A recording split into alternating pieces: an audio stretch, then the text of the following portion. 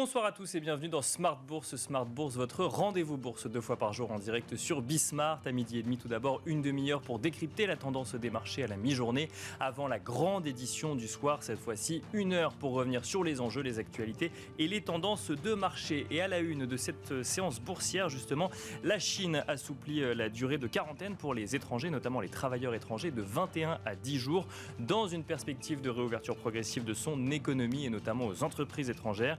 Une décision suivie de près par de nombreux investisseurs alors que le sujet de la Chine alimente espoir et questionnement actuellement.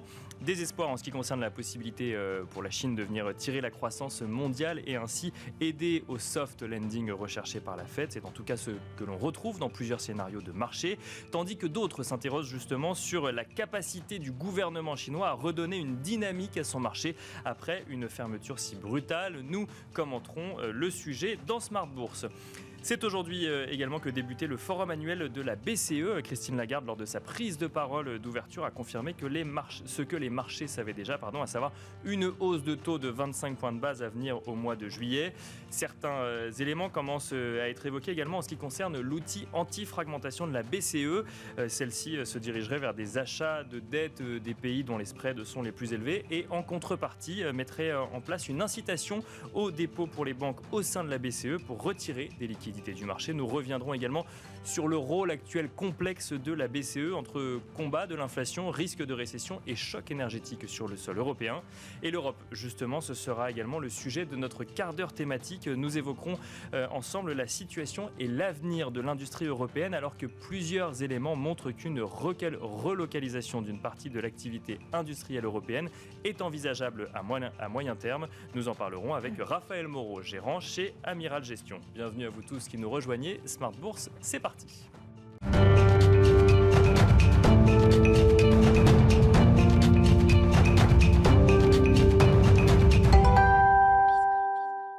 Et nous commençons comme d'habitude avec Tendance Mon Ami, le résumé complet de l'actualité boursière du jour proposé par Alix Nguyen. Le CAC s'installe dans le vert, le marché digère avec toujours autant de satisfaction la réduction de la quarantaine pour les voyageurs arrivant en Chine depuis l'étranger. Le pays n'imposera plus 21 jours de surveillance aux voyageurs. Il s'agit de l'un des plus importants assouplissements de sa stratégie zéro Covid, appliquée de manière stricte depuis le début de la pandémie. Le secteur du luxe en profite, LVMH, Kering et Hermès progressent. Les valeurs liées au tourisme et à l'aéronautique sont elles aussi particulièrement convoitées. C'est le cas d'ADP, Air France KLM, Airbus et Safran. On relève aussi que le baril de Brent s'inscrit en hausse alors que les pays membres du G7 se sont dit prêts à envisager des mesures visant à plafonner les prix du pétrole russe. Total Energy et Vallourec grimpent. Comme autre facteur de soutien, on retrouve l'absence de mauvaises surprises de la part de la BCE. À l'occasion du discours d'ouverture du forum annuel de la BCE à Sintra, Christine Lagarde a réaffirmé son intention de relever les principaux taux directeurs de 25 points de base en juillet et d'ajouter qu'une hausse plus importante pourrait intervenir en septembre si nécessaire. Elle s'est aussi attelée à rassurer en précisant que le nouveau programme d'achat d'obligations permettra d'empêcher un creusement excessif des écarts de rendement au sein de la zone euro. À noter en revanche que la prudence imprègne toujours le marché avant la parution d'une poignée d'indicateurs de premier plan en seconde partie de semaine. Une tendance envisagée comme d'autant plus fragile au regard du scénario de la séance d'hier. Pour rappel, l'indice parisien connaissait une hausse d'1,3% en matinée, suivi d'un retournement de marché pour finalement finir dans le rouge. On remarque en revanche que le redressement observé la semaine dernière des bourses mondiales induit une forme d'accalmie quant aux craintes liées à la remontée brutale de l'inflation. Sur le plan des indicateurs, aux États-Unis, l'indice de confiance des consommateurs du Conference Board ressort inférieur aux attentes.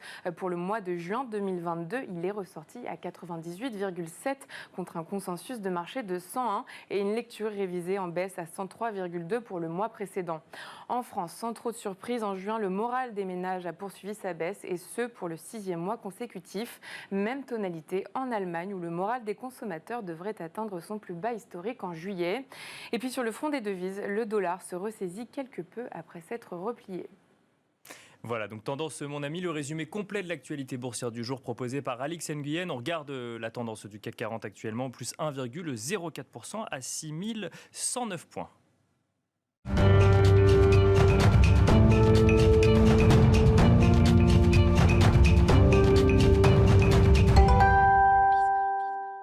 c'est parti à présent pour Planète Marché, une quarantaine de minutes ensemble pour tenter de décrypter l'incertaine et riche actualité, parfois politique, souvent économique et surtout financière. Sur le plateau de Smart Bourse, pour nous accompagner ce soir, nous avons le plaisir d'être avec Valérie Gastaldi, stratégiste chez Day by Day. Bonsoir Valérie Gastaldi. Bonsoir Nicolas. Bienvenue sur le plateau de Smart Bourse. Nous avons le plaisir d'être accompagné également par Bertrand Puif, gérant des fonds FF France et FF Nordic Fund chez Fidelity. Bonsoir Bertrand Puif. Bienvenue également sur le plateau de Smart Bourse et nous avons le plaisir d'être accompagné par Gilles Etcheberry-Garay, responsable gestion diversifiée d'Amplegest. Bonsoir Gilles. Bonsoir. Bienvenue également sur le plateau de Smart Bourse. Alors beaucoup de questionnements actuellement, beaucoup de questions, que ce soit en ce qui concerne le contexte économique mondial ou les marchés financiers, qu'on traitera peut-être un peu plus avec vous Valérie Gastaldi dans un second temps, mais on va commencer par le contexte économique mondial avec vous Bertrand Puif. Ça fait plusieurs jours, plusieurs semaines que la crainte d'une récession est présente, que ce soit sur le sol américain ou sur le sol européen. Et on voit dans de plus en plus de scénarios de marché ce sujet de la Chine qui revient sur le devant de la scène. Et on entend ce discours, c'est peut-être d'ailleurs votre théorie, vous nous le direz dans un instant, que si jamais la Chine repartait, si la croissance revenait en Chine ou si elle atteignait ses 5,5% de croissance en 2022 comme elle le vise, on pourrait finalement ne pas connaître les épisodes récessifs qu'on nous promet actuellement. La Chine qui justement vient de rouvrir partiellement aux travailleurs étrangers ses frontières. Elle assouplit ses mesures de confinement, si je puis dire, ou en tout cas de quarantaine pour les travailleurs étrangers. Est-ce que c'est le moment Chine actuellement? Et surtout, est-ce que la Chine peut venir tirer la croissance mondiale et amener un peu d'optimisme dans la promesse de récession qu'on voit actuellement? Alors il est vrai que techniquement, au deuxième trimestre, donc la Chine va être en récession, clairement. Donc il y a un effet de base qui est assez favorable, avec derrière des mesures qui vont être extrêmement fortes, puisqu'on sait que deuxième partie de l'année, au mois d'octobre, on a le congrès donc, du parti, où donc le leader actuel joue un peu sa reconduction, et effectivement il va faire tout ce qu'il faut. Après c'est vrai que tout cela se mêle à cette politique zéro Covid qui n'est pas officiellement abandonnée, donc il y a juste, comme vous l'avez dit, donc une relaxation. Qu'est-ce qui se passe si effectivement on a une flambée saisonnière au mois de septembre, au mois d'octobre, des contaminations? Est-ce qu'à nouveau ils vont refermer l'économie, ce qui serait effectivement très mauvais pour eux, mais également pour la bourse, parce que ça voudrait dire qu'on rentre dans ce spectre de stop and go continuel. Alors c'est vrai que ce sont les politiques chinois veulent garder la face, donc peut-être qu'ils ont dans leur tête déjà abandonné ce zéro Covid qui est effectivement dans les faits est impossible à mettre en œuvre, à atteindre, mais peut-être qu'ils ne veulent pas l'avouer, qu'ils attendent effectivement une manière de garder la face. Voilà, alors c'est vrai que si on a ce rebond et si on atteint ces chiffres qui restent quand même très ambitieux, parce que le 5,5 sous-entend un rebond significatif de la croissance au deuxième semestre, avec des stimuli comme on n'en a jamais vu, même si les Chinois sont habitués à en faire des très forts. Et notamment, ça nécessite une reprise du marché de l'immobilier chinois. Alors, c'était ma question, c'est qu'il y a la question de la volonté politique, il y a la question du Covid, et puis il y a la question de la capacité même de l'économie à justement se relancer mécaniquement, parce que c'est quoi? C'est 20% du PIB chinois, le secteur immobilier, si on prend en compte la construction, c'est quelque chose comme ça? Exactement, sachant qu'il y a une partie qui est assez spéculative, puisque vous n'avez pas le droit de louer, par contre, vous avez le droit de détenir un logement et de ne pas l'occuper, et d'attendre tout simplement que la valeur monte. Et donc, vous avez eu tout un effet de richesse qui s'était constitué. Autant aux États-Unis, l'effet de richesse, il est via le marché financier, via les actions, notamment. Eh bien, en Chine, c'était via en fait le marché immobilier. Où en fait, quand vous aviez un peu d'argent, vous achetiez un studio, et puis vous le louez pas, parce que vous pouvez pas le louer, à part à vos enfants. Et puis vous attendez que le prix remonte, et puis 3-4 ans après, quand vous avez fait plus 50%, vous le revendez, et vous avez cet effet richesse qui derrière est investi en partie dans la consommation, et on a eu ce cercle vertueux. Tout ça, ça nécessite de la confiance. Vu ce qui s'est passé récemment sur l'immobilier en Chine, notamment avec la faillite de très gros promoteurs, où on a beaucoup en fait de ménages qui ont perdu énormément, puisqu'ils avaient apporté de l'argent et au final ils n'ont même pas de logement, même si c'était spéculatif, ils n'ont rien. C'est vrai que ça reste pour nous en tout cas un point d'interrogation. D'accord. On a besoin pour voir l'économie donc chinoise rebondir et atteindre ces fameux 5,5 que effectivement, comme vous l'avez dit, ça représente 20% du PIB, que le secteur du bâtiment, notamment lié à l'immobilier, reparte. Et donc là, on a quand même une incertitude qui est assez élevée. Voilà. Donc c'est vrai que c'est difficile de faire. Alors après, est-ce que ça aura effectivement un impact sur l'économie mondiale ? C'est ça, c'est-à-dire que c'est quand on entend les scénarios, effectivement, et que le sujet Chine revient de plus en plus comme espoir potentiellement de tirer un petit peu plus la croissance mondiale et donc de réduire mécaniquement des épisodes récessifs, que ce soit sur le sol européen ou aux États-Unis. Est-ce que, même si on n'atteint pas 5,5% de croissance effectivement en 2022, on aurait cette possibilité, cet espoir-là pour les économies occidentales ? Alors je pense que la Chine n'est pas en mesure de tirer suffisamment l'économie mondiale pour éviter qu'il y ait une récession, en partie aux États-Unis et bon, en Europe aussi. En Europe, c'est inévitable pour d'autres raisons, on en parlera tout à l'heure. Mais voilà, nous, on ne voit pas la Chine, malheureusement, même si elle, encore une fois, était sur les niveaux qui sous-tendent ces 5,5, qui seraient extrêmement forts. Ça dynamiserait effectivement leur économie, surtout domestique. La partie internationale, les importations, évidemment, donc, augmenteraient, mais pas dans une mesure telle qu'on puisse effectivement avoir un effet au niveau global significatif qui empêche d'avoir une récession mondiale. Gilles Etcheberry-Garay, un commentaire peut-être d'abord sur ce sujet chinois avant d'aller sur le sol européen. Très bon sujet, effectivement. Je dirais que l'impact de la Chine, c'est avant tout, s'il est positif, ça sort de l'inflation. C'est-à-dire qu'aujourd'hui, la politique zéro Covid, qui est une politique qui n'a pas vraiment de sens, si ce n'est pour sauver la phase politique et pas reconnaître le vaccin américain, mRNA, on a vu ce matin que les Chinois mettront 5 ans probablement à avoir un vaccin de même niveau. Parce qu'il est acquis aujourd'hui que les vaccins chinois ne fonctionnent pas ? Alors, ils fonctionnent un peu mieux, paradoxalement, je crois, comme contre l'Omicron, mais initialement, on était à 50%, 50,1% d'efficacité par rapport à 95, 96 pour les vaccins dits occidentaux. Donc, et ça avait été un écart qui avait du mal à justifier, et surtout qui, à l'échelle de la population chinoise, peut générer des millions de morts, surtout sur une population vieillissante. Et donc là, ça veut dire que si on aurait potentiellement à horizon 5 ans un vaccin aussi efficace, ça veut dire qu'il faut s'attendre à une politique zéro Covid de la part de la Chine sur les 5 prochaines années ? C'est en théorie ce qui semble laisser entendre. Après, il y a le 20e congrès du Parti communiste, le 3e mandat de Xi Jinping, une première depuis Mao Tse-tung, le mandat du ciel pratiquement. Donc on pense qu'il peut arrêter une fois qu'il aura validé ce mandat. Et je dirais que, presque peu importe maintenant, la bonne nouvelle, c'est que s'ils abandonnent de facto plus ou moins la politique, c'est ce qu'on attend à partir d'octobre ou novembre, ça sera la politique zéro Covid. La politique zéro Covid, ça sera un soulagement sur le front de l'inflation.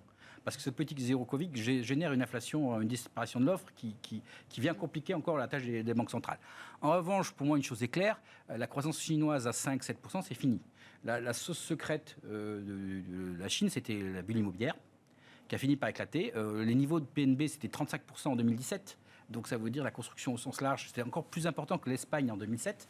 Et ceux qui se souviennent de l'Espagne en 2007 peuvent voir l'ampleur du choc à venir. Simplement, on a, je dirais, la bulle espagnole et la solution japonaise. C'est-à-dire que les Japonais, l'immobilier, 30 ans après, continue de baisser au Japon, alors qu'on a commencé, le plus haut du prix immobilier, c'est 89. On continue à baisser parce que non seulement on a une crise immobilière, après on a une baisse démographique. Moi, je me souviens, je commençais à l'époque, en 90-91, on me disait, au Japon, c'est une île, on ne peut pas construire, donc l'immobilier japonais, c'est un placement pour l'avenir, puisque c'est une île, on ne peut plus construire. Donc c'était un raisonnement où on n'avait pas calculé que la population pouvait diminuer aussi, mais ça, c'était un autre problème. Ça montre les trends à long terme. Donc aujourd'hui, je pense que la Chine est incapable de générer de la croissance, parce que la bulle immobilière ne pourra pas être redémarrée, est trop importante, même le Parti communiste ne pourra pas convaincre les ménages chinois d'acheter. Le seul point positif qu'on trouve en Chine, et on parle, il y a un risque, après le 20e congrès, c'est une dévaluation du yuan. Ce sera un choc déflationniste sur la planète, parce qu'une des façons de relancer l'économie chinoise, ça va être de dévaluer le yuan. Et je pense que post-20e congrès, c'est un vrai risque. Et quand on se souvient de ce qui s'est passé en 2015, il faudra faire attention. Et je dirais, la seule bonne nouvelle qu'on a en Chine et sur laquelle on investit, c'est l'Internet. Puisque maintenant, on l'a vu avec l'annonce de ce matin, le pouvoir chinois a besoin de tous les pourcentages de croissance dont il a besoin. Ça veut dire qu'il va laisser va relâcher la bride à son secteur le plus dynamique qui est l'Internet. Et on voit effectivement les valeurs Internet chinoises depuis 3 mois rebondir après le bain de sang de l'année dernière. Donc nous, c'est le seul endroit où on est présent en Chine, c'est sur les valeurs Internet chinoises, parce que c'est une bonne nouvelle pour elle, parce que maintenant la direction veut de la croissance au tout prix, ne peut pas l'ingénierer à l'ancienne, et donc va laisser les valeurs faire un peu de croissance parce qu'elle aura vraiment besoin de tout ce dont elle a besoin. Et le risque à moyen terme, c'est la dévaluation du yuan. Personne n'en parle pour le moment, mais ça pourrait devenir d'actualité en fin d'année. Surtout que le yen, qui est le grand concurrent du yuan en termes d'export, a perdu 15% ces derniers mois. On a une dévaluation du yen qui a été juste énorme. Bon, donc la Chine peut-elle venir tirer la croissance mondiale? J'ai l'impression que c'est pas quelque chose de si évident que ça. Vous écoutez, messieurs, Valérie Gastaldi, peut-être baisser l'inflation, mais pas tirer la croissance. Baisser l'inflation, bon, ce qui est globalement déjà quand même une bonne nouvelle, j'ai envie de dire, pour les mandats, en tout cas, que se sont fixés les banques centrales. Valérie Gastaldi, peut-être un commentaire sur la Chine. Alors effectivement, Gilles Echeverry nous disait qu'il y avait quand même certaines opportunités de marché potentiellement sur les valeurs digitales. Un commentaire peut-être, Valérie Gastaldi? Pour le moment, moi, je ne les vois pas encore. On a réussi à stabiliser les prix. On ne peut pas dire que ça soit franchement dynamique encore à la hausse, je trouve. Mais donc, je trouve que c'est un petit peu tôt, de même que l'investissement en Chine en général. Enfin, il faut vraiment oser y aller. Hein. Ça reste risqué pour des raisons Covid ou... Écoutez, je ne peux pas vous dire quelle est la raison qui va dominer. On voit qu'il y a une opportunité, mais il n'y a pas que sur la Chine, il y a un ensemble d'opportunités là actuellement. On a une fenêtre d'opportunités, mais pour le moment, on n'a encore rien transformé. La situation est tellement complexe, on a encore des points macro à aborder. Bien sûr, et en fait, justement, les conclusions auxquelles on arrive dans l'ensemble sont complexes parce qu'il y a trop d'interactions actuellement qui sont inconnues. Et à savoir si... parce que dans l'inflation et la croissance chinoise, il y a deux aspects. Il y a cet aspect, si la Chine peut refournir... En fait, en Europe, ça peut relancer la croissance parce qu'on a un certain nombre de secteurs qui tournent au ralenti parce qu'ils sont insuffisamment alimentés en composants. Donc, ça fait monter les prix. Donc, si on arrive à faire baisser les prix, ça va aider le pouvoir d'achat en Europe. Et en plus, on va avoir des entreprises qui disent qu'elles ont des carnets de commandes qui débordent, donc qui peuvent accélérer la production si elles reçoivent plus d'intrants de la part de la Chine. C'est pas facile de savoir exactement où les curseurs vont se situer dans 6 ou dans 9 mois. Donc, l'impact de la Chine, moi je pense que s'il y a une petite reprise, de toute façon, c'est mieux que s'il n'y en a pas, ça c'est clair. Et jusqu'où ça va nous mener, je ne sais pas. Il y a tellement de curseurs à faire bouger en ce moment que je crois que c'est impossible de vraiment projeter des niveaux. Et pourtant, on est en train de débattre de niveaux, à savoir récession ou pas récession, c'est un niveau. Oui. Hein. Moi, je suis plus à l'aise à envisager des dynamiques, à dire est-ce qu'on peut avoir une amélioration ou est-ce qu'on va continuer dans une détérioration telle qu'on l'imagine actuellement? Parce que quand on regarde les chiffres, la détérioration, elle n'est pas encore très marquée. Tout le reste, on l'attend. Voilà. Donc, la Chine, c'est encore un petit peu tôt, mais au même titre que le reste, si on a un investisseur très court terme, oui, pourquoi pas, on peut tenter des choses, mais quand on est lié par son investissement sur plusieurs mois, je pense qu'il vaut mieux être un petit peu en retard qu'arriver beaucoup trop tôt. Alors justement, c'est vrai qu'il y a beaucoup de sujets macro en ce moment. Alors on n'aura pas le temps de tous les traiter, mais j'aimerais quand même revenir sur ce que vous avez dit tout à l'heure, Bertrand Puy. Vous avez quand même mentionné dans votre réponse que la récession sur le sol européen semble, à vous entendre, plus une promesse que sur le sol américain. En lien quoi avec les... Et d'ailleurs, je vous vois acquiescer, c'est même plus qu'une promesse. Nous, par exemple, on a travaillé sur des scénarios qui sont peut-être les scénarios du pire, mais imaginons qu'on ait effectivement plus de gaz en Europe au deuxième semestre. Donc l'Allemagne, c'est moins 4% sur le PIB. Et en moyenne, en Europe, on est à moins 3. Voilà. Bon, France, on sera à moins 3,5. Voilà. Bon, alors après, est-ce qu'effectivement ça arrivera? On n'en sait rien. Nous, ce qu'on entend aujourd'hui, c'est qu'il y a certains industriels qui consomment beaucoup de gaz en Europe qui ont déjà des rationnements, parce qu'il faut reconstruire donc, les réserves oui, c'est ça, on parle en avance de l'hiver, parce qu'on est un petit peu en retard. Enfin, après, ça dépend comment il va être l'hiver. Si l'hiver, il est comme le dernier hiver, peut-être qu'on s'en sortira avec ce qu'on aura. Mais si c'est un hiver froid, là, on risque d'avoir des soucis.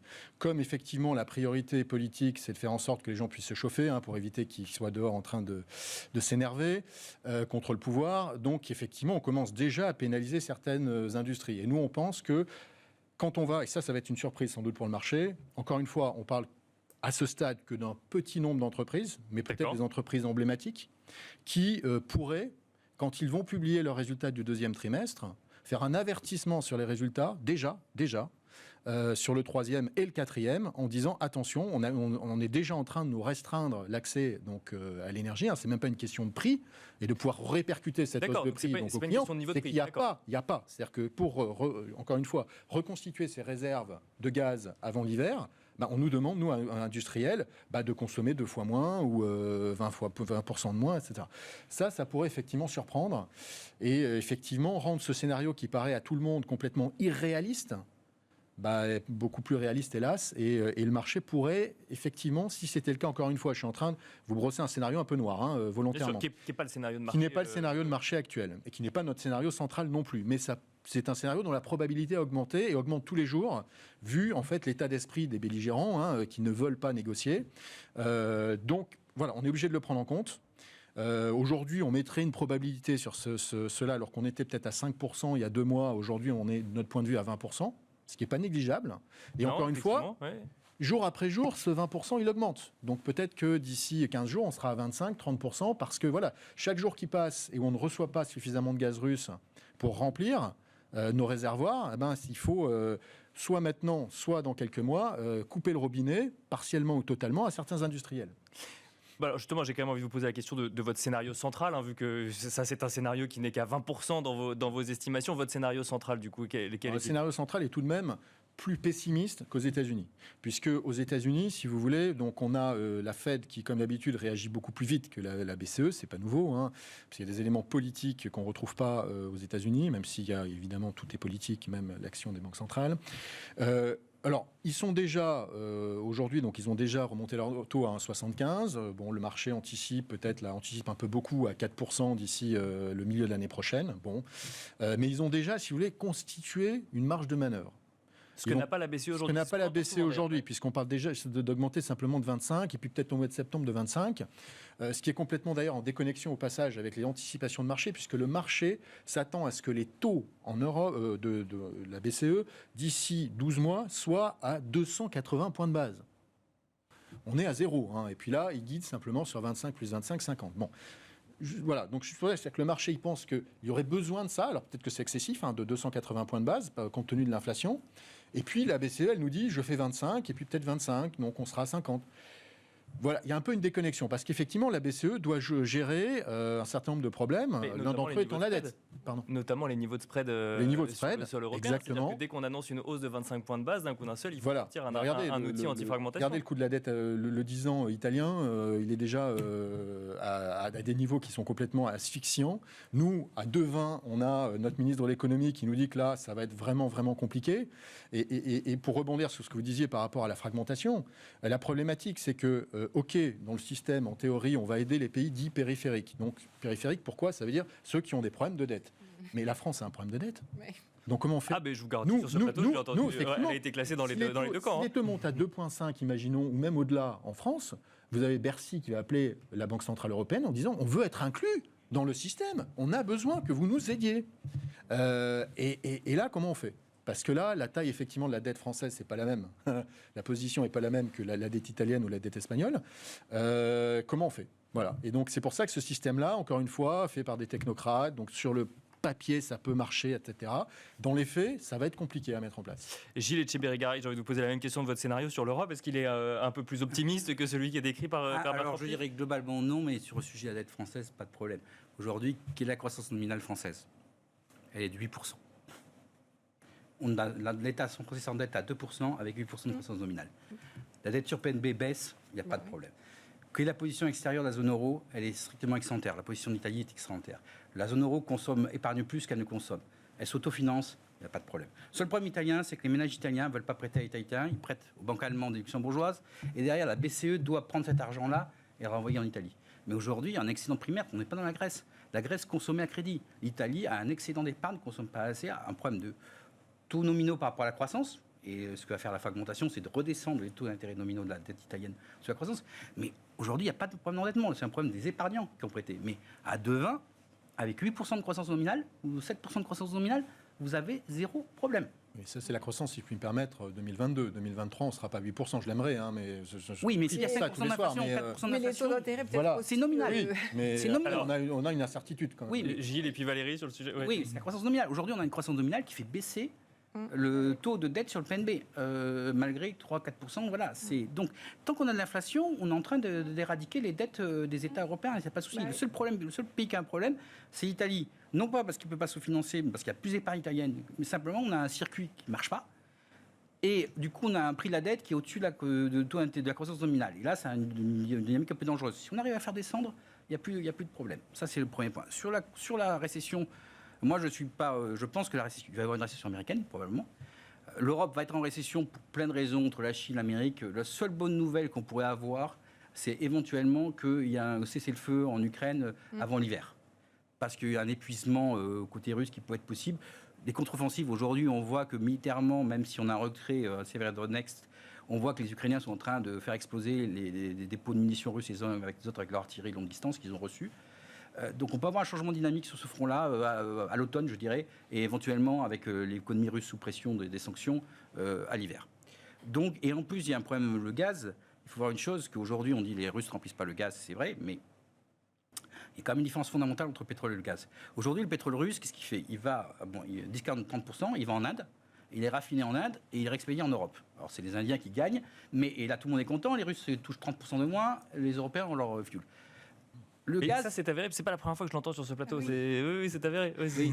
On dit rien parce que l'Inde est stratégique et ça les aide. Et puis, quelque part, ça résout une partie du problème. C'est-à-dire qu'on pénalise les Russes, on aide les Indiens et nous, on a moins de problèmes d'inflation. Donc, tout le monde est gagnant. Mais le gaz, aujourd'hui, c'est quoi le gaz? Ça part des champs russes et ça arrive uniquement en Europe. Et ça ne peut arriver qu'uniquement en Europe. Et en plus, si on ne redémarre pas le gaz, ça va se geler ça va être un problème très très rapide aussi pour côté russe. Parce qu'ils ne peuvent pas vendre leur gaz. Le pétrole, ils peuvent le vendre aux Indiens, ils peuvent le vendre aux Russes, ils ne peuvent pas vendre les gaz, ils restent sous terre. Donc c'est aussi une dynamique dont il faut tenir compte par rapport à ça qui va faire qu'ils ne peuvent pas non plus, ils envoient encore un peu de gaz parce qu'ils ne peuvent pas se permettre d'arrêter complètement le gaz parce qu'ils risquent de tout geler tout le long des pipelines. Donc ce n'est pas des pipelines, c'est gazoducs en l'occurrence. Voilà, donc ça veut dire quoi? Ça veut dire que l'arrêt du gaz n'est pas un risque puisque du coup ni la Russie, oui, c'est quand même c'est un risque, mais c'est un risque ultime. Là, on est dans la confrontation parce que là, ils mettent en danger le client et le producteur. À la différence du pétrole où on peut dire je te vends pas ou je t'achète pas. Et puis derrière, ça fait un circuit où ça revient, c'est un bien fongible, le pétrole. Le gaz naturel n'est pas un bien fongible puisqu'on extrait un endroit, on a des gazoducs et on envoie, en tout cas pour ce qui est des gazoducs russes, puisque au Qatar, comme ça, c'est du gaz liquéfié, et donc ils peuvent l'expédier partout.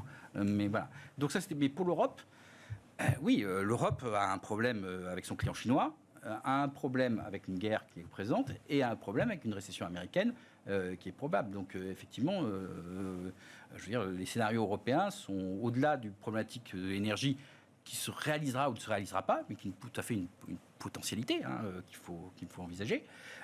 Oui, la croissance européenne est quand même sous pression très très forte. Et les 2,80 que monsieur évoquait me paraissent totalement hors de propos aujourd'hui. Et on risque d'avoir l'euro qui va vers la parité avec le dollar, parce que le jour où on enlèvera ces 2,80, l'euro sera un peu nu de ce côté-là. Donc ça, c'est ce que price le marché. C'est ce que vous... Voilà, exactement. Oui, qui paraît excessif et on est d'accord là-dessus. Voilà. Alors, on continue avec vous, Valérie Gastaldi. Peut-être un commentaire sur la situation européenne avant de faire le lien avec les marchés sur le temps qui nous reste. Mais alors, du coup, sur cette situation européenne, j'ai l'impression que je n'entends plus personne s'attendre à une croissance en Europe sur cette année 2022. Ne serait-ce que de 0,1% sur les 2 derniers trimestres de l'année. Écoutez, clairement, la dynamique économique, elle n'est pas favorable pour le moment. Et si les choses s'améliorent, ça ne va pas être demain. Il va falloir quand même plusieurs mois. Et on peut envisager que la fin de l'année se passe mieux que ce deuxième trimestre et limite que l'été. L'été est aussi un peu en péril. C'est pas... Mais bon, ça va pas changer immédiatement. Donc ça, c'est à peu près acquis. Sur les États-Unis, ils ont quand même une résilience plus importante. Ils sont beaucoup moins dépendants. Enfin, l'énergie n'est pas un souci. Ils ont un marché de l'emploi qui est ultra dynamique. Donc, ils ont quand même aussi une demande qui va être plus soutenue. Parce que le risque, c'est quand même qu'en Europe, on ait une demande des consommateurs qui faiblisse trop. C'est vrai, c'est vraiment ça le risque. Et c'est pas un risque qui est nécessairement majeur, parce qu'à côté de ça, on a quand même aussi un chômage qui est nettement en baisse. On a des tensions aussi sur un ensemble de créneaux, de secteurs industriels. Bon, l'économie se porte mieux qu'elle ne s'est portée au cours de nombreuses années précédentes. Alors, on a un risque important, mais qu'on ne sait pas très bien évaluer parce que tous ces risques sur l'énergie, c'est normal, on doit les envisager. Et c'est normal aussi qu'en ce moment, les gouvernements et les entreprises qui étaient autrefois des entreprises publiques, tiennent des discours où il faut qu'ils refroidissent les gens et qu'ils les modèrent et qu'ils leur laissent qu'ils aient un soutien de la population pour consommer un petit peu moins d'énergie. Notamment la tribune de Total Energy, Voilà. Engie et EDF sur Mais bon, quand on regarde les marchés, les prix du gaz ne flambent pas. On a eu quelques périodes pendant lesquelles ça a beaucoup monté, ça a fait la une des journaux, mais les journaux après n'en parlent plus jamais quand ça retombe au niveau auquel on était avant la flambée, et pourtant à chaque fois on est revenu à ces niveaux-là. On est en hausse tendancielle, mais on est en hausse tendancielle lente quand même, et on est très loin de niveaux auxquels on était il y a 7 ans ou 8 ans. Donc le prix du gaz, il est relativement contrôlé. Le prix du pétrole, oui, ok, $110, $100, $110, 115 peut-être, 120. Oui, mais enfin, on a connu des niveaux équivalents pendant assez longtemps et on peut le gérer ça aussi. C'est pas exceptionnel. Donc le marché n'est pas en train de nous dire qu'il y a réellement pénurie sur ces matières premières. Le rouble est au plus haut depuis 5 ans. Donc, on a des... soi-disant, on n'achète plus rien aux Russes. Moi, je ne sais pas pourquoi le rouble monte si on n'achète rien chez les Russes. Parce qu'ils n'importent rien. Parce qu'ils n'importent rien. Donc, vous n'avez pas de... Oui, peut-être aussi. Mais enfin, bon... Oui, l'industrie russe est une industrie fictive. Elle n'est pas uniquement des machines à outils allemandes. Il suffit de voir, on autopsie pas mal les matériels russes qui retrouvent. On trouve des puces de Thales et autres. On trouve des puces françaises. Il y avait une importation d'européennes et américaines qui était très importante dans l'industrie russe. Il suffit de voir chez Lada, les usines sont à l'arrêt parce qu'ils n'arrivent plus à importer de composants. Donc la rouble monte parce qu'ils exportent, mais ils n'importent plus. Et ça va se faire en septembre. Bon, enfin, en tout cas, ça leur met une pression supplémentaire, du coup, pour financer leur guerre. Donc voilà, on est vraiment dans ce cas-là. Et vous voulez passer à la question suivante? Non, mais je vous laisse finir. Ensuite, on parlera des marchés. Mais... Non, mais voilà, je veux dire, tout ça, on imagine tous ces risques. Moi, je trouve qu'ils ne sont pas encore avérés et qu'ils existent, mais c'est peut-être qu'on envisage trop de négatifs à brève échéance. Alors justement, ça fait une transition toute trouvée avec le niveau des marchés actuellement et la hausse du CAC 40. Donc aujourd'hui, mardi, on est aux alentours de 6100 points, 6088 exactement. Moi, j'ai envie de commencer avec vous, Valérie, pour essayer de comprendre un petit peu ce comportement des marchés ces derniers jours. Alors je sais qu'effectivement, là, je suis sur du très court terme et qu'on va essayer de regarder ça un petit peu plus sur le long terme, mais on a du mal en fait à comprendre. Par exemple, il y a eu une hausse jeudi, vendredi sur un certain nombre de marchés, notamment les marchés américains et européens. On voyait, en tout cas, moi, j'ai pas vu de rotation sectorielle particulière. J'ai vu tout monter. Alors, effectivement, des valeurs de croissance monter plus que des valeurs défensives. Un peu d'ailleurs ce qu'on peut voir aujourd'hui sur certaines valeurs. Mais on a quand même l'impression que c'est un mouvement un peu unanime de balancier ces derniers jours du marché dans un sens ou dans l'autre, avec des accélérations plus fortes ou des ralentissements plus forts. Mais tout semble aller dans le même sens, ou c'est une mauvaise lecture du marché à court terme?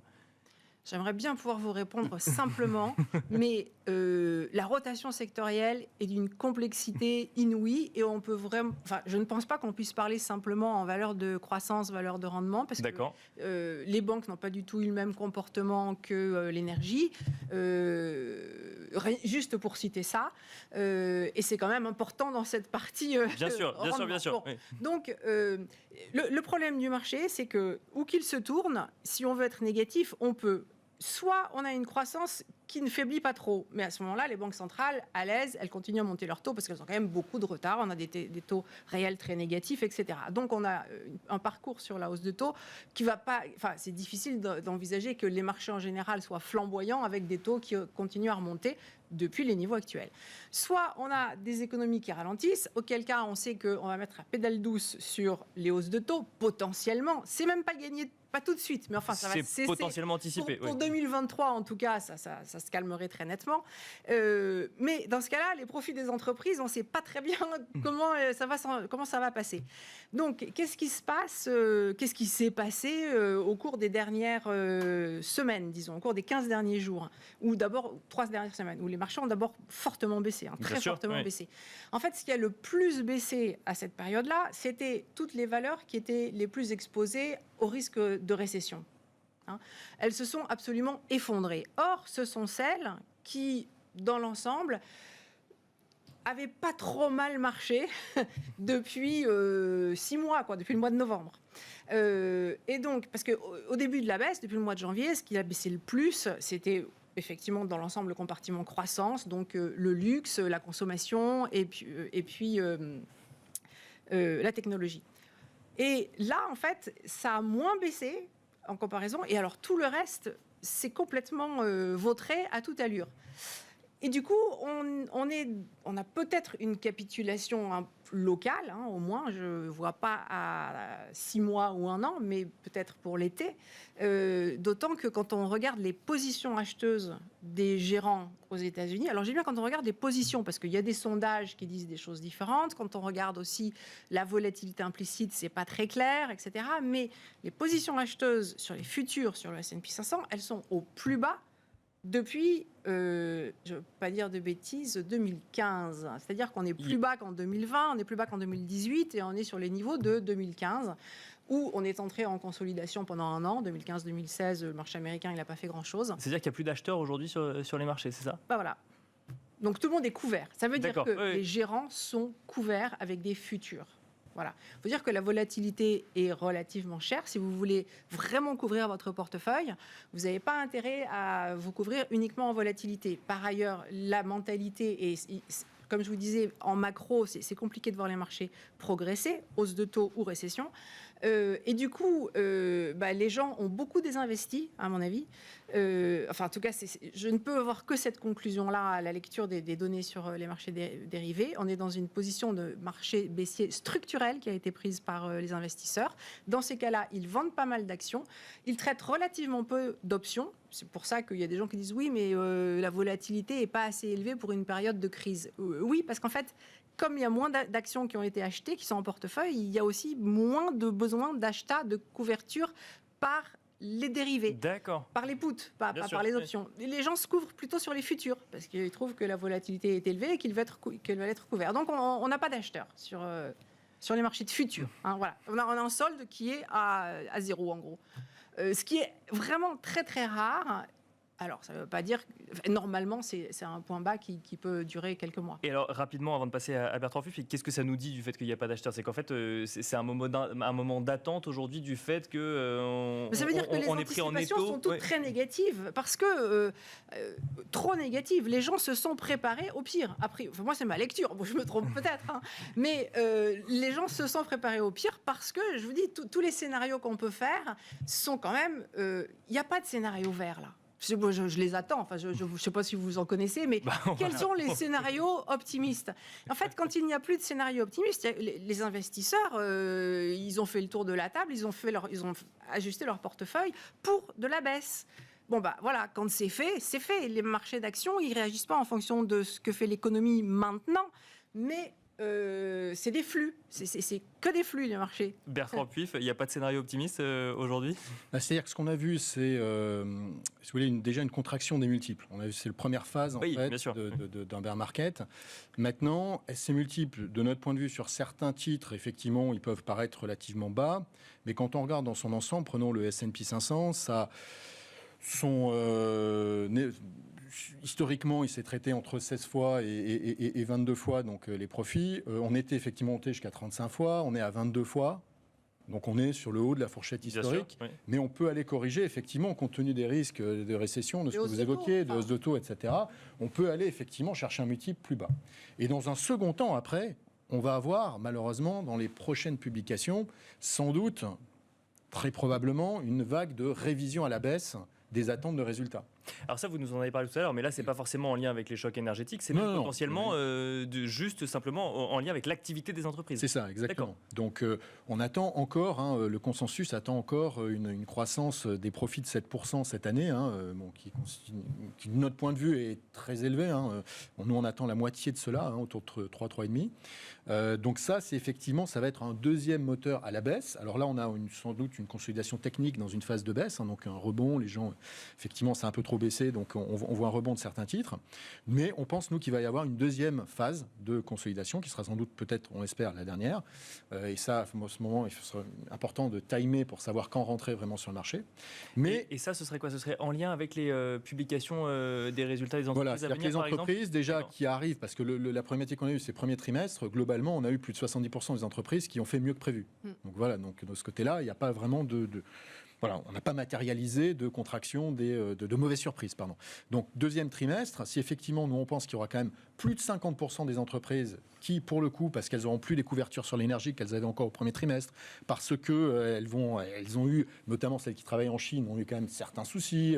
Donc, voilà, le deuxième trimestre pourrait effectivement générer des mauvaises surprises. Et si en plus là-dessus, les entreprises nous donnent un outlook, donc une perspective pour le troisième trimestre plutôt morose, parce qu'aujourd'hui, qui va être optimiste? Parce que quand vous êtes un chef d'entreprise, vous allez prendre plutôt les choses de manière très... Bien sûr, prudente. Prudente, exactement. Donc ça pourrait effectivement pousser les analystes à réviser fortement sur certaines valeurs, à la baisse de plus de 10%, les attentes de profit cette année. Donc voilà. Mais vous êtes prêts pour ça? Tout à fait, voilà. Ce sera une opportunité, le truc, effectivement. C'est que ce qui peut se passer dans la vérité des faits, c'est potentiellement ce que vous êtes en train de décrire. Le marché est prêt pour ces mauvaises nouvelles. Donc peut-il encore baisser? C'est pas évident. Parce que le marché l'aurait déjà anticipé. D'accord. Oui, bien sûr. Oui, non, mais bien sûr. Nous, on pense sur les valeurs, rapidement, sur les valeurs de croissance, nous, on pense qu'il y a encore un potentiel de consolidation à la baisse, de fait de baisse des multiples, notamment, encore une fois, qui doit se continuer. Même si elle a été violente, mais on était monté à des niveaux complètement délirants. Et c'est pour ça que nous, on privilégie encore la value à court terme. Donc, la value, c'est quoi? C'est l'énergie, c'est les matières premières, c'est les financières, c'est les télécoms, où on pense que là, le risque de révision, justement, à la baisse de ces profits est soit très fortement plus faible que pour les autres secteurs, ou même plutôt dans l'autre sens, où on pourrait voir des révisions à la hausse, comme sur l'énergie.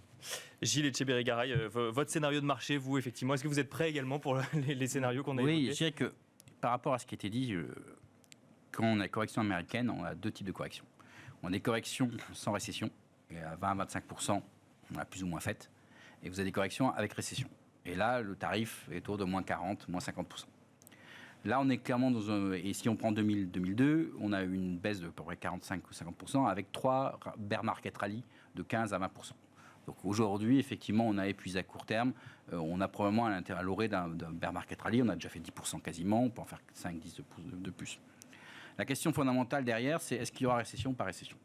Parce qu'on parle techniquement, voilà. Aujourd'hui, on n'a pas parlé, c'est le marché immobilier américain qui sera probablement la courroie de transmission par la hausse des taux vers les ménages qui sont encore en forme, mais qui n'ont plus d'épargne, qui ont gagné beaucoup sur l'immobilier, qui ont perdu sur les cryptos, perdu sur les actions. Et le dernier actif le plus important, c'est l'immobilier.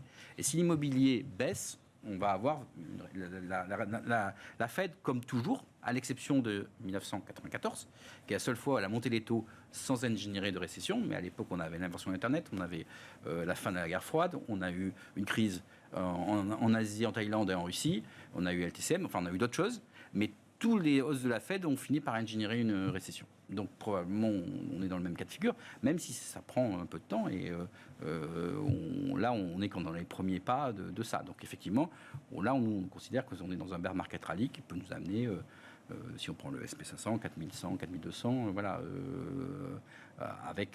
avant l'été ou courant de l'été. Et sur les marchés européens, sur le CAC 40 par exemple? C'est compliqué parce que le CAC 40, enfin, c'est un peu l'SP500 avec des élastiques.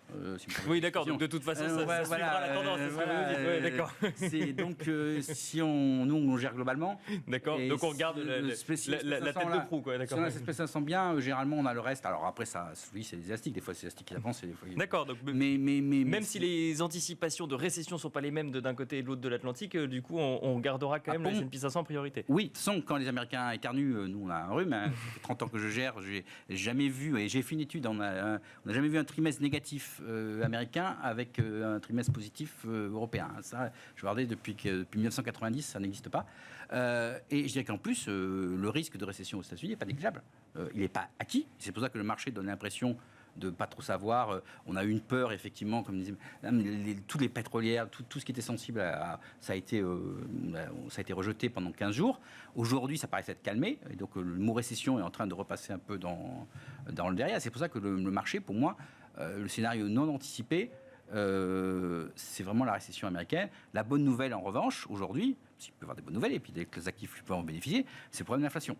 Parce que peut-être qu'on est sur le pic inflation avec éventuellement des choses, et donc les obligataires, la duration peut être un très bon placement et gagner pas mal d'argent sur la fin de l'année. Parce qu'il n'y a pas que les actions dans la vie, il n'y a pas que le CAC 40 dans la vie, il y a plein de placements, plein de devises, réel brésilien, il y a plein de choses à faire pour investir et gagner un peu d'argent aujourd'hui. Donc effectivement, aujourd'hui on est dans une phase de répit. On a eu une mauvaise surprise. On avait commencé déjà à partir du mi-mai, on avait eu un rebond et c'est vraiment le chiffre d'inflation. Et il n'a pas dit que la Fed, parce que la Fed quand même avait dit qu'elle ne ferait pas 75 bips. Et un dimanche soir, dans un article du Wall Street Journal, on a eu les 75 bips qui sont sortis du chapeau. C'est quand même une perte de contrôle de la plus importante banque centrale de la planète. C'est normal que les marchés face à ça se soient un peu et réagissent violemment, parce qu'on parle, quasiment d'une perte de contrôle. Donc là, je pense qu'on est dans une phase de répit.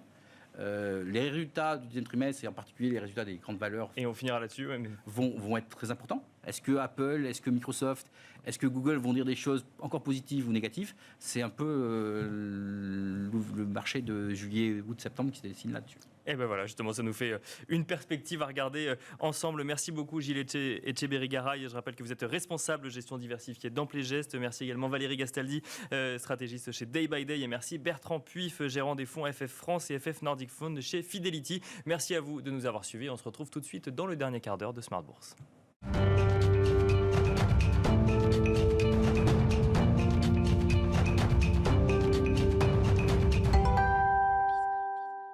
Et c'est parti pour Marché à thème, le dernier quart d'heure thématique de Smart Bourse. Nous allons évoquer ensemble l'avenir de l'industrie européenne dans le contexte actuel.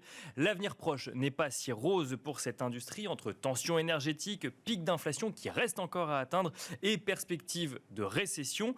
Mais pour certains, l'avenir à moyen terme pourrait être porteur d'opportunités pour l'industrie du continent européen, en lien notamment avec des mouvements de relocalisation sur le vieux continent. C'est en tout cas une conviction partagée par Raphaël Moreau, gérant chez Amiral Gestion. Bonjour Raphaël Moreau. Bonjour Nicolas. Bienvenue sur le plateau de Smart Bourse. Alors vous êtes assez confiant en ce qui concerne l'industrie européenne. Vous dites qu'après une pause cyclique, je vous cite, l'industrie européenne pourrait vivre une décennie en or. Alors expliquez-nous. Alors c'est vrai qu'on est... L'émission juste avant était le nez dans le guidon sur le cycle et la récession potentielle. L'idée, c'est de prendre un peu de perspective. D'accord. C'est vrai qu'on était parti en début d'année un peu très optimiste. Les ménages, les entreprises étaient très bien capitalisés. Ils avaient beaucoup été aidés pendant le Covid. On parlait de potentiellement des années folles. Bien sûr, il y avait cette idée d'épargne accumulée, de relance après 2 ans de confinement économique. Et là, on s'attendait effectivement à ce que la croissance reparte de plus belle. Voilà, donc là, c'est patatras. Alors, qu'est-ce qui se passe en fait finalement, si on essaye de simplifier, c'est que on a l'usine du monde, la Chine, qui est pas sortie du Covid. Bien sûr. Elle est toujours dans sa stratégie zéro Covid. Elle n'a toujours pas de vaccin efficace et elle n'a pas souhaité acheter les vaccins occidentaux pour le moment. Donc ça, en fait, finalement, on a une offre de biens qui est réduite, parce que c'est vraiment l'usine du monde.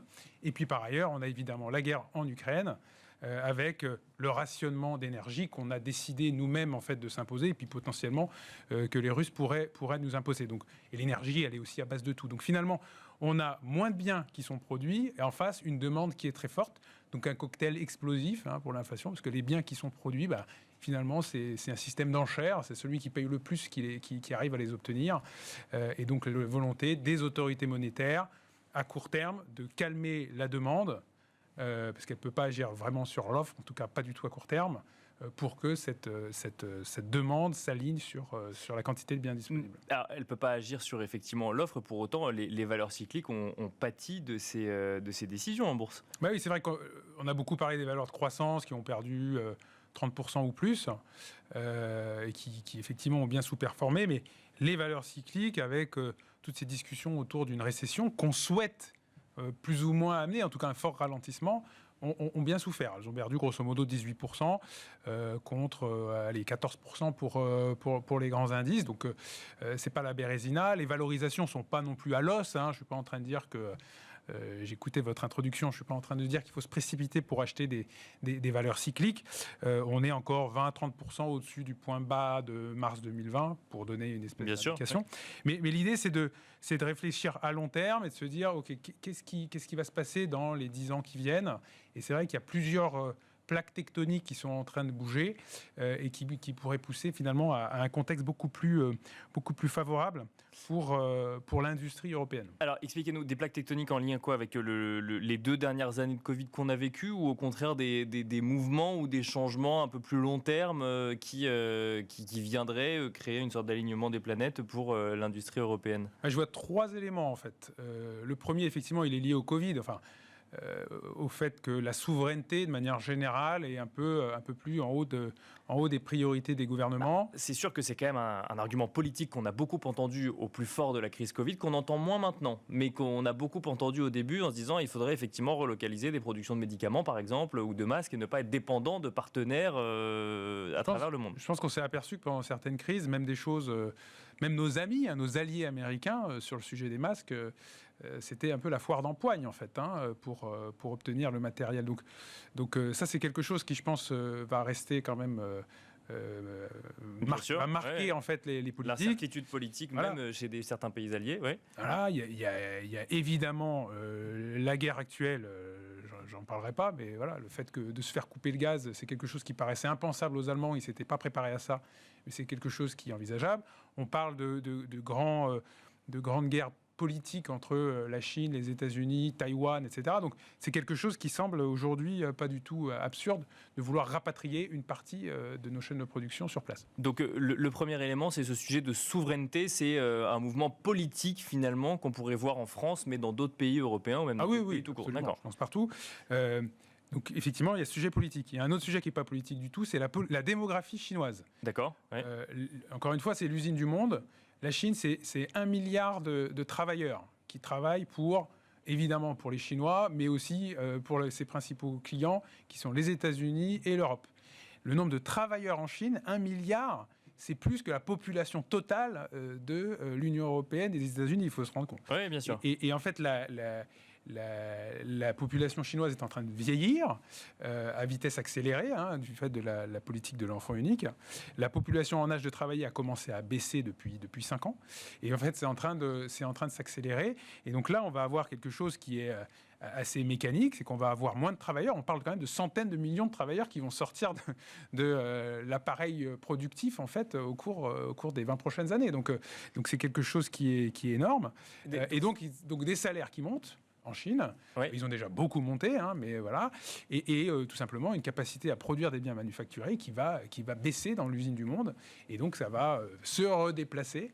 Alors, soit vers d'autres zones, soit vers... Parce que ça veut dire que, pour bien comprendre, avant de donner le troisième élément, ça veut dire qu'on irait à l'inverse d'un mouvement qu'on a connu dans les années 80, de mondialisation, où au contraire on délocalisait, et pour rester compétitif, si je puis dire, en tant qu'entreprise sur le sol français, il fallait délocaliser une partie de son appareil industriel. Ben oui, ça faisait la une des journaux télévisés il y a 10 ans, 20 ans, les plans sociaux, les délocalisations, on n'en parle presque plus, remarqué, et ça coûtait très cher, bien sûr, humainement, mais ça coûtait très cher aux entreprises aussi, puisque c'est quelque chose qui est très coûteux de faire un plan social. Là, c'est en train de s'inverser, et aujourd'hui, on ne va plus en Chine pour aller chercher des coûts faibles. Alors, il y a encore un outil industriel phénoménal, un tissu industriel imbattable à ce stade, donc il y a quand même des avantages compétitifs, mais les salaires, nous, par exemple, on a une société... On connaît très bien Lectra qui fait des machines de découpe de tissus. Ils viennent d'acheter, donc c'est le numéro 1 mondial, ils viennent d'acheter le numéro 2, une société américaine qui avait une usine en Chine. Ils sont surpris que les coûts de production en Chine sont supérieurs aux coûts de production depuis leur usine de Bordeaux. Donc qu'est-ce qu'ils vont faire ? Ils vont allouer l'usine chinoise au marché chinois, et puis l'usine de Bordeaux sera celle qui exportera en fait dans le reste du monde. Donc c'est quand même assez phénoménal. Et alors ça, pour bien comprendre, c'est en lien du coup avec l'évolution démographique chinoise, non pas que. L'enrichissement chinois, le fait que tout simplement il y a une main d'œuvre qui est plus rare en Chine et qui voilà, donc c'est un enrichissement. Il y a une convergence finalement des modes de vie. Mais en tout cas, le fait qu'on ait des centaines de millions de travailleurs qui vont disparaître du dispositif, ça ne peut pas être neutre sur l'industrie mondiale, en fait. Donc 2 arguments pour l'industrie européenne à moyen ou long terme, on est d'accord, on ne parle pas de quelques mois, ni même peut-être de quelques années. Merci, oui. Souveraineté, un sujet démographie chinoise, et le 3e argument, du coup c'est le climat, et là, ça concerne vraiment plus l'Europe, parce que les 2 autres arguments concernent aussi les États-Unis, par exemple. Bien sûr. Mais l'Europe est en avance sur le sujet climatique, et notamment via les droits d'émission carbone qui existent depuis pas mal d'années maintenant, qui coûtent cher aux entreprises et qui ne sont pas forcément, du coup, avantagés aujourd'hui. Ils sont même pénalisés par rapport à des importations. On parle pudiquement de fuite de carbone. Bon, en gros, c'est qu'on va importer de Turquie ou d'Asie plutôt que produire sur le sol européen parce que ça coûte moins cher et il n'y a pas de droit carbone. Donc là, on est en train de voter une taxe carbone. D'ailleurs, il y a une décision aujourd'hui qui doit être prise. Mais l'idée, c'est de faire en sorte que ce dumping environnemental disparaisse et que les conditions environnementales soient alignées en fait entre importation et production locale. Donc ça aussi. On disait the world is flat, donc la Terre est plate. Bon, dans un monde où il y a des montagnes qui sont en train de se reconstituer, bien sûr, ouais. pour des producteurs qui sont derrière la montagne, ils sont protégés en fait contre ces importations. Et on commence à le voir en fait sur certaines industries. Donc 3 arguments en fait qui militent pour un retour de l'outil industriel sur le sol français, sur le sol européen. Comment est-ce que vous voyez les choses, notamment pour une entreprise française par exemple ? Oui, alors ça va dépendre effectivement. Il y a des choses qui seront rapatriées en Europe de l'Est. Il y a peut-être des choses qui seront faites en Inde, voire en Afrique. Bon, tout dépend en fait du contenu et de valeur ajoutée. Mais c'est sûr qu'il va y avoir du rapatriement. Il y a encore en Allemagne, en Italie, il y a encore des industries qui ont bien baissé aussi depuis les années 80, mais qui en fait sont encore en tissu industriel encore fort. Donc c'est pas qu'une question de main d'œuvre. Voilà. Et en fait, les 2 dernières années, ça a été assez intéressant parce que ça donne peut-être fenêtre sur ce qu'on pourrait voir plus tard avec les pénuries, enfin les problèmes de chaîne d'approvisionnement. Oui. Cette concurrence, elle s'est anesthésiée en fait. La concurrence du concurrent chinois, elle a un petit peu disparu.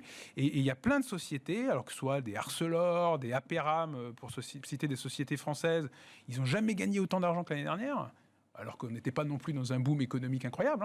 Donc même plus qu'en 2007. Où là, on était sur 5% de croissance du PIB mondial.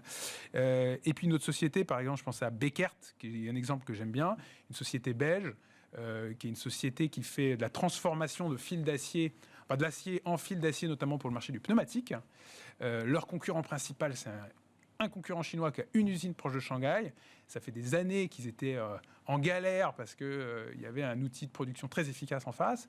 Là, depuis 2 ans, ils n'ont jamais gagné autant d'argent. Pourquoi ? Parce qu'ils ont 70 usines dans le monde qui ont été capables de répondre en fait, aux demandes de leurs clients. Donc, c'est des espèces d'anecdotes comme ça qui sont quand même assez nombreuses, qui remontent du terrain et qui peuvent donner une espèce de guidance pour l'avenir. Et on finira là-dessus. Merci beaucoup Raphaël Moreau, gérant chez Amiral Gestion, d'être venu nous évoquer votre vision de l'avenir pour l'industrie européenne. Merci beaucoup. Merci à vous également de nous avoir suivis donc en direct sur Bismart, et je vous donne rendez-vous demain à 12h30 pour un nouvel épisode de Smart Bourse, toujours évidemment en direct sur Bismart.